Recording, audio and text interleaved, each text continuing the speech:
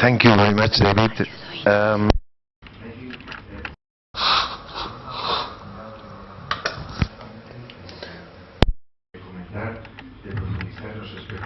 Consideren oportuno con David Zuckler, y también animo a las personas que están siguiendo en el live stream o por Twitter a que hay algunos miembros del equipo aquí de la escuela que están recogiendo también las preguntas que se quieren hacer si quieren participar por Twitter.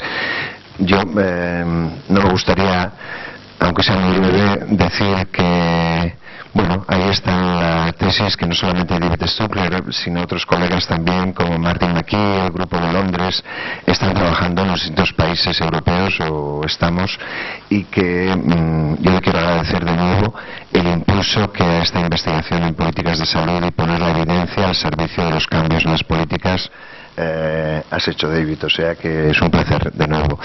Animo pues a plantear las cuestiones o las dudas o las preguntas que os parezca oportuno hacer.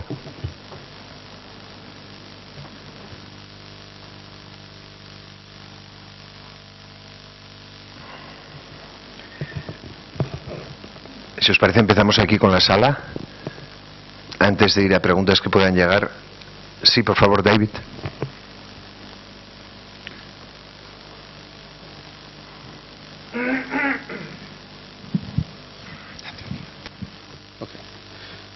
Thank you very much. Yo estoy de acuerdo con lo que has dicho. Has puesto unos casos muy convincentes y estoy muy de acuerdo con lo que has dicho. Pero voy a intentar ser el abogado del diablo aquí.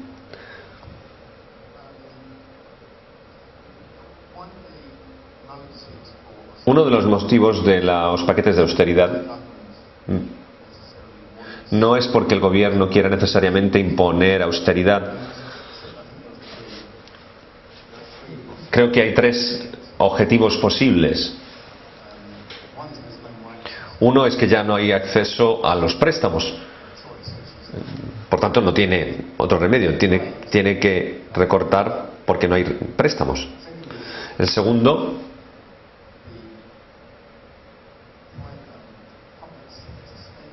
los gastos del sector público puede acabar afectando al sector privado también.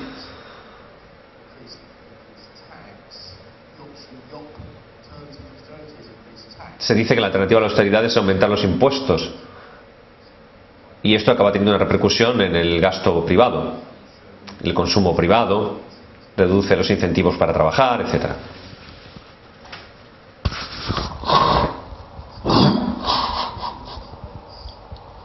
Los gastos del sector privado pueden aumentar los tipos de interés y el acceso de las empresas al crédito, que es algo muy importante en España. El acceso al crédito es algo esencial aquí. Y en tercer lugar, la austeridad da una especie de paraguas. Hay confusión acerca de la austeridad.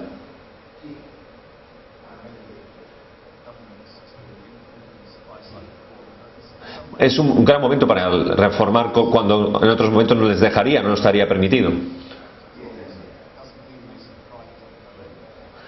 Tienen que darse empleos, evidentemente, pero no necesariamente se producen directamente, porque no pueden directamente mejorar la competitividad del país. Lo que tiene que hacer el gobierno es dar el macroentorno que favorezca que el sector privado sea el que dé trabajo.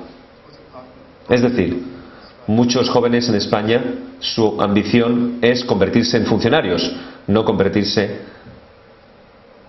en emprendedores, porque los funcionarios tienen las mejores condiciones laborales aquí. Y esto es una mentalidad que se tiene que cambiar. Esa es la posición del abogado del diablo, evidentemente. Pero igual quieres comentar algo sobre lo que he dicho. Sí, es muy importante discutir los aspectos económicos de la austeridad. No solo en el sector financiero, sino también en sanidad pública. Un aspecto que nos mencionan es que no hay dinero, que es muy caro que te presten dinero. Pero los préstamos ahora mismo están al 4% en España, que es casi lo que fue antes de la crisis. Hay un gran mercado de inversores que quieren comprar bonos.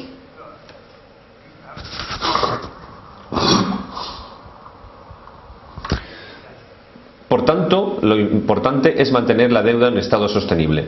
Sostenible significa que el repago de la deuda debería ser más bajo que el aumento de los ingresos del gobierno. A un 4% de interés, el análisis sugeriría que tendría más sentido tomar prestados los fondos. Pero no deberíamos perder algo de vista. El problema de la deuda no venía de un problema estructural en España sobre el gasto. Antes de la crisis, la deuda era el 35% del PIB. El problema viene del rescate de los bancos. De ahí viene el gran problema. Entonces, en lugar de tener que hacer reformas para alentar al sector privado, eso se ha hecho cuando se ha producido un fracaso y se han utilizado los bonos para mejorar las cuentas de los bancos. Entonces, el segundo aspecto con respecto a las reformas desde el lado de la oferta, intentar crear un espacio para que inviertan el sector privado, hay una cuestión empírica. Sí, hay la posibilidad de que se afecte al sector privado, pero también está la posibilidad de que el sector privado no invierta y es necesario la inversión pública para atraer inversores. El problema es los datos. Donde se ha utilizado esta lógica en la recesión no ha funcionado nunca. Y por tanto el Consejo Macroeconómico, cuando se deprime la demanda, hay que estimular la demanda para que se gaste. Y esto acaba teniendo mejores beneficios para la expansión del sector privado, porque hace que la economía funcione, crezca y todo fluya. Y eso te lo dicen en las cámaras de comercio, los representantes de las empresas, todos lo dicen. Porque ven que la austeridad es negativa y afecta a sus negocios y a sus empresas, está claro.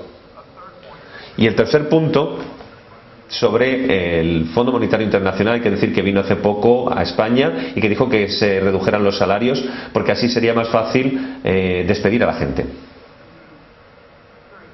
Esto es una estrategia bastante curiosa en una época en la que el desempleo es enorme en España. Pero si analizamos los datos,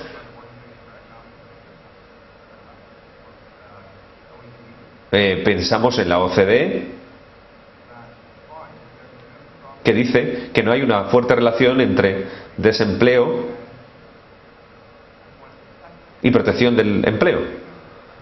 Por tanto, dada esta historia de la macroeconomía, de los recursos, de lo que se ha dicho a España como consejos, yo lo que sugiero es que se tengan en cuenta otras cosas y que se le dé un empujón a las personas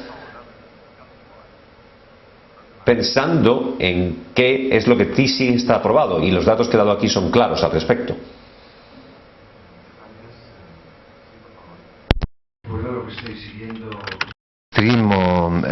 con el Twitter, que pueden hacer las preguntas todo el tiempo las que quieran plantear. Sí. Is it better if I stand up? Yeah? All right. Hi, David. My name is Lam. University of England. Nueva Inglaterra y también aquí en Granada ahora durante 3 semanas. La pregunta es, si sacamos lo político, lo económico de esto, ¿cómo un proveedor de un aspecto de salud pública vería estos costes, esta reducción de costes que se ha producido de inversión? ¿Qué puede hacer alguien que se dedique a esto en el sector? ¿Qué puedo hacer yo personalmente? ¿Trabajar más? ¿Qué puedo hacer para intentar que esto no nos afecte tanto y poder seguir dando una prestación sanitaria adecuada? Creo que la primera parte de la pregunta es interesante porque sugerías que no eres político. mientras que tenemos a alguien que la política tiene que ver mucho con la medicina. Hay que ser fieles a los datos y no contaminarlos por sesgos políticos. Por ejemplo, el control del tabaco. No se puede abordar el papel de la influencia de las tabaqueras si no se ve todo desde una perspectiva política más amplia. Por tanto, la respuesta sería: tenemos que disolver esta separación artificial de política y medicina. Lo que tenemos que utilizar es las evidencias claras para influir en las políticas, decisiones sobre los sistemas sanitarios. Lo segundo es que en contextos como el del Reino Unido, o en concreto de los Estados Unidos, hay casos como por ejemplo la actitud del presidente Obama, que es importante. Se han introducido reformas en los estados de los Estados Unidos a distintos niveles, con distintos grados de elementos que permiten aprender de lo que funciona y lo que no. Es un experimento natural enorme el que se está produciendo en los Estados Unidos actualmente en este sentido. Por tanto, te alentaría a que te impliques en ese proceso de control y evaluación que se está llevando a cabo con los grandes cambios básicos que se están produciendo en los Estados Unidos de América. Lo sentimos, pero no se está utilizando el micrófono.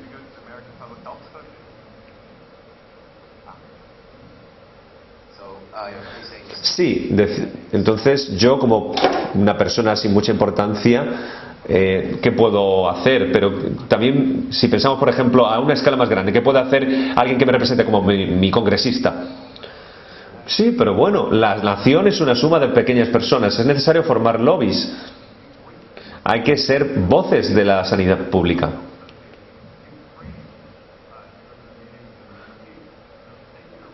Hemos visto en las reuniones en Washington que hay que estar formados para poder hablar en el Congreso y en el Senado y hablar, tener una voz y hacernos oír.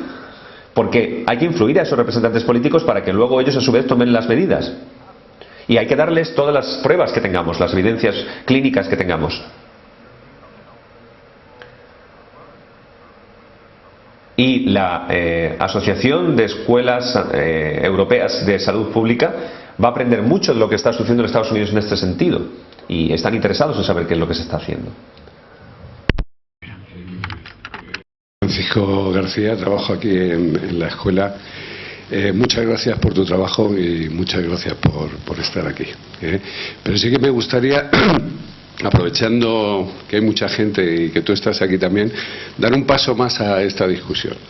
Quizás forma parte de lo que alguna gente llama la teoría conspirativa, pero sí que me gustaría conocer tu opinión sobre dos cosas muy concretas.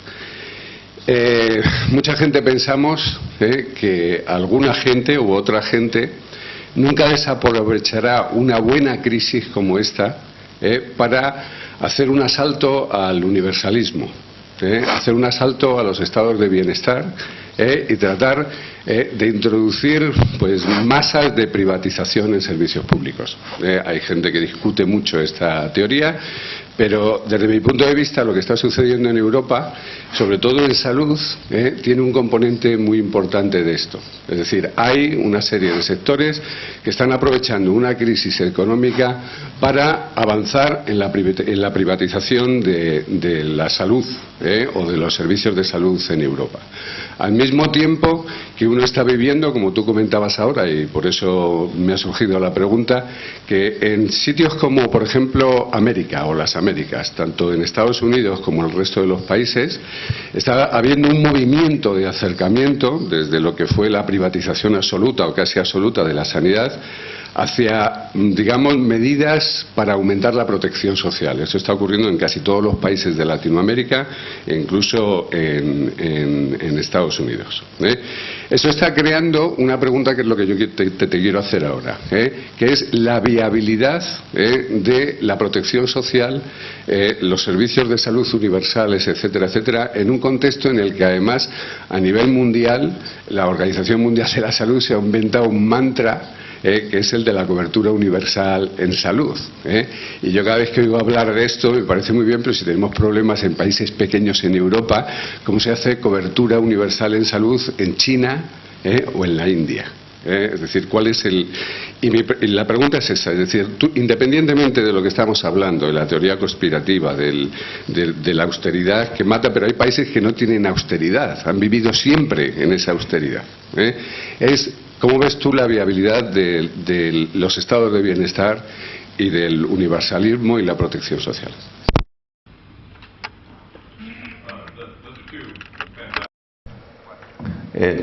Hay dos preguntas fantásticas ahí.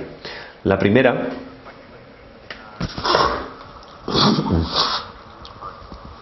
la especulación de que los políticos están utilizando la crisis para aprobar su agenda política, para que las élites salgan beneficiadas, para tomar todas las medidas necesarias para que esto suceda. Esto es una especulación que Naomi Klein ha estudiado en detalle en su libro, pero también Paul Pierson lo ha investigado.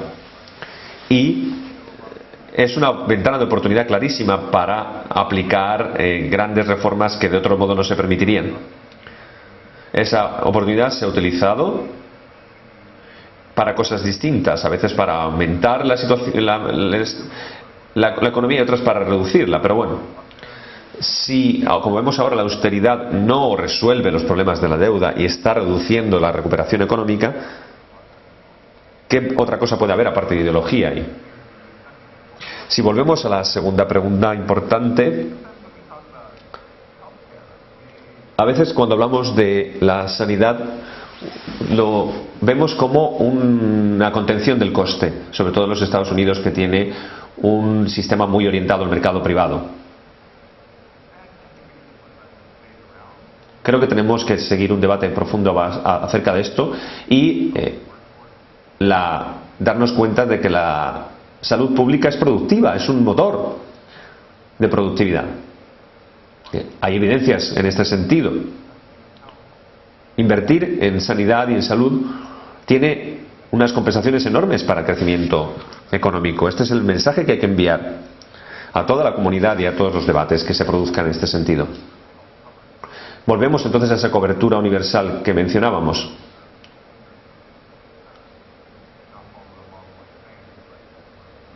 Más en la línea del modelo de los Estados Unidos y no de España. Esto es lo que le gustaría a las empresas de seguros, pero bueno, esto es una conversación de otra.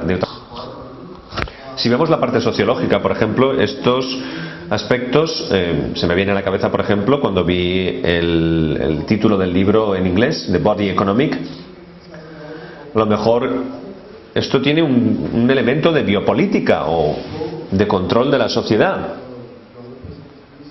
Por eso menciono también yo lo de la teoría de la conspiración, aunque no lleguemos a tanto, pero en las ciencias políticas hay un desarrollo teórico y académico importante sobre cómo controlar el cuerpo y la sociedad. Y quiero saber si ve en estas decisiones esto que yo digo, o si, como he dicho, son decisiones económicas fallidas y ya está. ¿Cuál piensa que es la causa de estas decisiones que se han tomado y que se ha demostrado que son un completo error?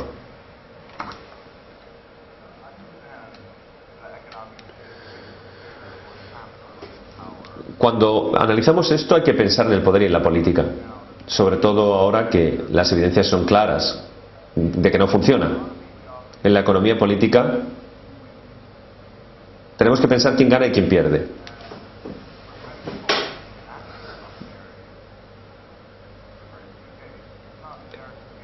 En el Reino Unido la austeridad no afecta a su familia y ni a su entorno,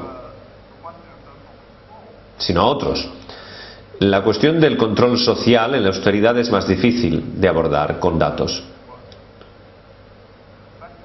Pero si especulamos sobre ello, podemos decir es que lo que suele suceder es que, como cada vez hay menos parte del pastel, se exacerban las barreras sociales y políticas y económicas entre las personas, entre nativos y emigrantes, la clase alta y la clase baja, etcétera. se produce un mayor distanciamiento, hay menos solidaridad, etcétera.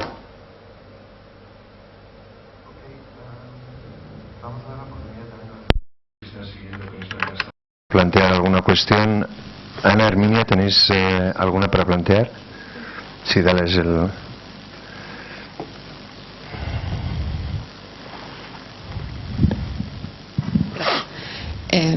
Es una pregunta que nos ha llegado por Twitter para el doctor Stackler y, perdón, dice: en los Estados Unidos existe mucho debate sobre quién paga los cuidados sanitarios recibidos.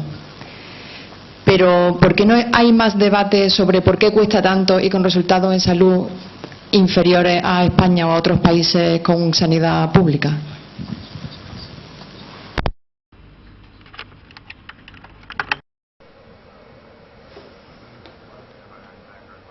Sí he entendido por qué es tan caro el sistema sanitario norteamericano, ¿no? Sí. En cierto modo sí, y también porque hay más social o más debate en torno a la diferencia entre un sistema y otro. Yeah.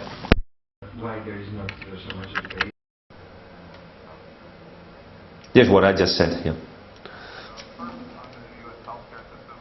En primer lugar, se ha hecho un análisis detallado por qué son tan caros. En el 19% del PIB es más vieja la población de los Estados Unidos. No, ese no es el caso. Son un país más obeso. Puede ser un factor, pero tampoco es la explicación más clara. No es que estemos más enfermos que los otros. Y al final descubrieron que los mismos procedimientos en los Estados Unidos costaban 2 o 3 veces más que los mismos procedimientos que se seguían en Europa.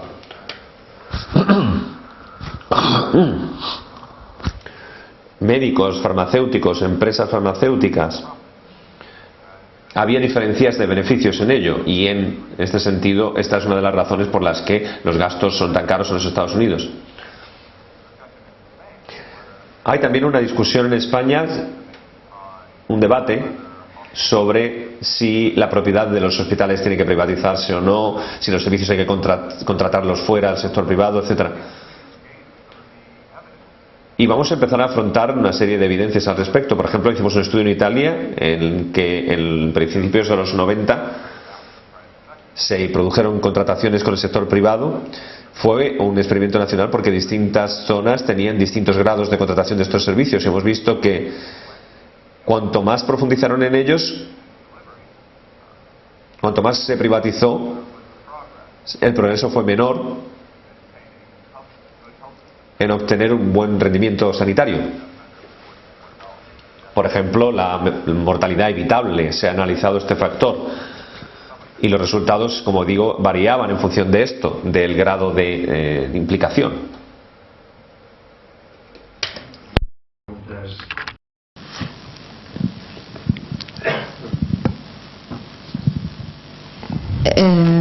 Perdón, que se me dio la pregunta. Preguntaban aquí: ¿qué efectos a corto y medio plazo estima que pueden darse en la salud de la infancia? Esta llega por Twitter también.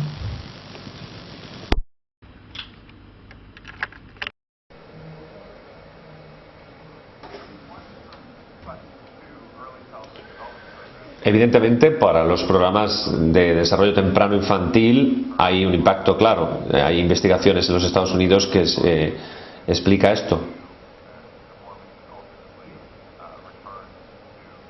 Que si se hacen estos programas, al final se mejora todo el mercado laboral, etcétera. Con respecto a la salud mental, es uno de los indicadores más rápidos en los niños. En muchos países de Europa hemos visto aumentos de llamadas estresadas a organizaciones de caridad, aumento de la violencia con respecto a los niños. Todavía no han visto hasta qué punto es directamente de la recesión y de los recortes presupuestarios, pero está claro que ha aumentado. La violencia contra los niños es un indicador importante, es importante como indicador. Muchos de los recortes que se han producido significan que nos estamos comiendo nuestro futuro.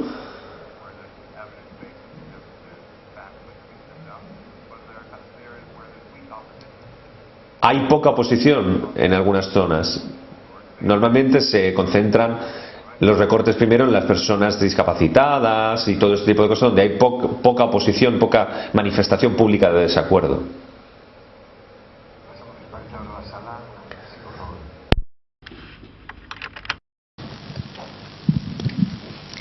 Buenos días, David. Soy Inés Barrio, enfermera de atención primaria. Quería plantearte un par de preguntas.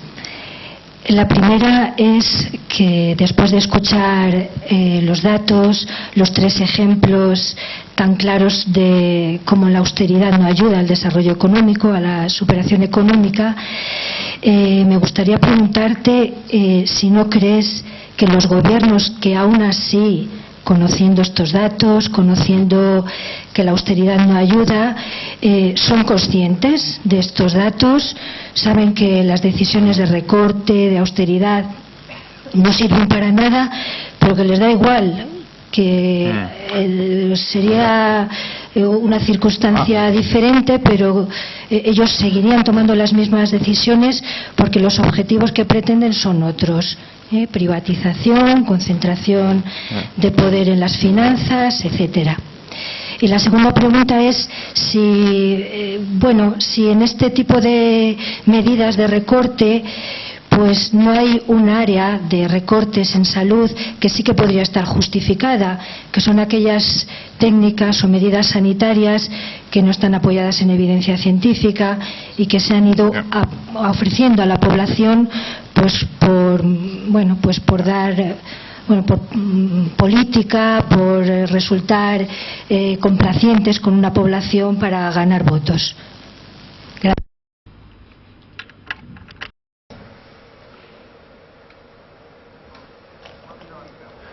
Un ejemplo del Reino Unido. El FMI dijeron al país que iban demasiado por la austeridad y que tenían que estimular la infraestructura. El ministro de Economía ha rechazado estas pruebas y ha seguido haciendo lo que hacía con la austeridad. Sugiere que ya ha salido de la UCI, la economía, y que relajarse con la austeridad significaría una recaída en la UCI. Y he usado los términos que ellos han usado. Creo que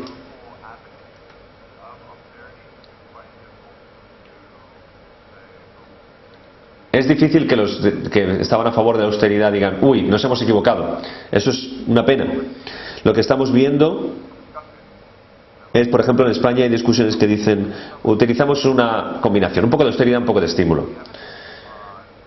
Entonces, si basamos la evidencia para ver en dónde estimulamos en la economía y minimizar los costes humanos, eso estaría bien, pero de la manera que lo están haciendo los políticos no se está haciendo así. Los políticos parecen que van a lo que les interesa o lo que es más fácil. Por ejemplo, los genéricos en Europa, lo que ha sucedido es que hay oposición grande de los que pierden con ello. Se están perdiendo oportunidades de gran ahorro porque se está produciendo una presión en contra de los genéricos. Any other question?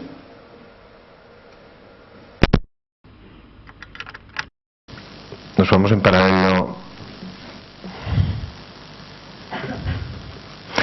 Bueno, pues llevamos dándole un buen palizón y todavía seguimos hasta mientras está en Granada David. Yo quería decir una cosa que se ofrece para interactuar aún más con las personas que os interese el libro, potenciales lectores ahí fuera, ahora incluso para firmar ejemplares si os apetece tener el libro dedicado por David. Y antes de despedirme me gustaría comentar una noticia porque la verdad es que me siento profundamente honrado y también contento. Esta mañana le he propuesto a David Stuckler ser profesor asociado de la Escuela Andaluza de Salud Pública y con mucho gusto ha aceptado serlo, con lo cual el miércoles llevaré la propuesta al Consejo de Dirección de la Escuela para nombrarle profesor asociado de la Escuela Andaluza de Salud Pública. Gracias por estar aquí, gracias David y hasta pronto.